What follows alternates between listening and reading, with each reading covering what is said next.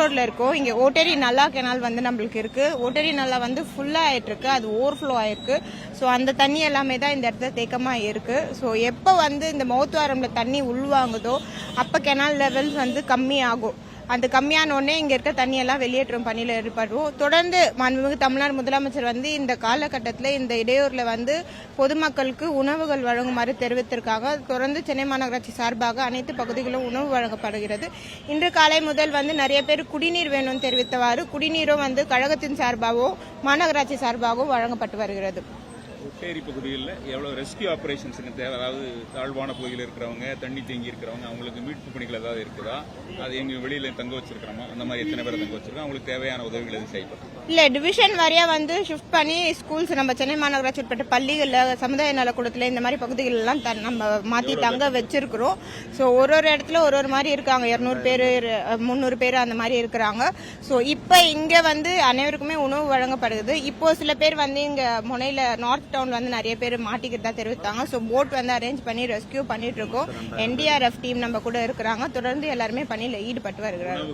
அத்தியாவசிய பொருட்கள் கிடைக்கலங்கிற குற்றச்சாட்டு தொடர்ந்து பொதுமக்கள் முன்வைக்கப்படுது. அதற்கான ஏற்பாடுகள் என்ன? இல்ல, அத்தியாவசிய பொருட்கள் இப்ப வந்து நம்ம மீட்பு குழுல தான் ஈடுபட்டு வருகிறோம். தண்ணியில வந்து ஃபர்ஸ்ட் ஃப்ளோர் வரல தண்ணி இருக்கு, எங்களால வெளியிலே வர முடியலன்னு சில பேர் தெரிவிக்கிறவாறு அந்தந்த பகுதிகள்லாம் ப்ரிஃபரன்ஸ் கொடுத்து மீட்பு பணியில ஈடுபட்டு வருகிறோம். இப்போ பால் தண்ணி முக்கியமா வந்து பொதுமக்கள் கோரிக்கை வைக்கிறாங்க. எனக்குமே பப்ளிக் வந்து தொடர்ந்து கால் பண்ணி கேட்டுட்டு இருக்காங்க.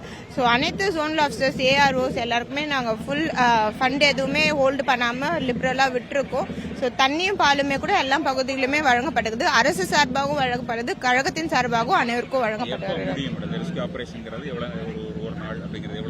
இல்ல, இந்த ரெஸ்கியூ ஆபரேஷன் நம்ம மழை விட்டதுல இருந்து தொடர்ந்து எல்லாருமே ஈடுபட்டு வருகிறாங்க. மாண்புமிகு அமைச்சர் பெருமக்களும் எல்லா இடத்துலயும் ஆய்வு செஞ்சு என்னென்னலாம் வகையில தீர்வு காண முடியும்னு சொல்லிட்டு ஆலோசனை வழங்கிட்டு இருக்காங்க. மாண்புமிகு தமிழ்நாடு முதலமைச்சரும் நேரடியா நேற்று ஆய்வு மேற்கொண்டாங்க, இன்றும் ஆய்வு மேற்கொண்டிருக்காங்க.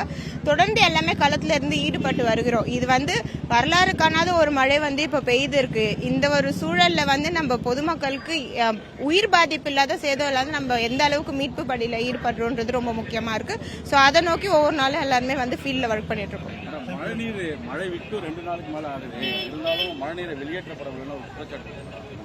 இல்ல, இது மழை நீர் அப்படின்றத தாண்டி எல்லாமே சர்ப்ளஸ் வாட்டர். எல்லா கெனால்ல இருந்து வரக்கூடிய தண்ணி, இப்ப இந்த நார்த்ல பாத்தீங்கன்னா புழல்ல இருந்து வரக்கூடிய தண்ணி, சவுத்ல பாத்தீங்கன்னா செம்பரப்பாக்கத்துல இருந்து வரக்கூடிய தண்ணி, இந்த மாதிரி சர்ப்ளஸ் வாட்டர்ஸ் எல்லாம் எல்லாமே இருக்கு.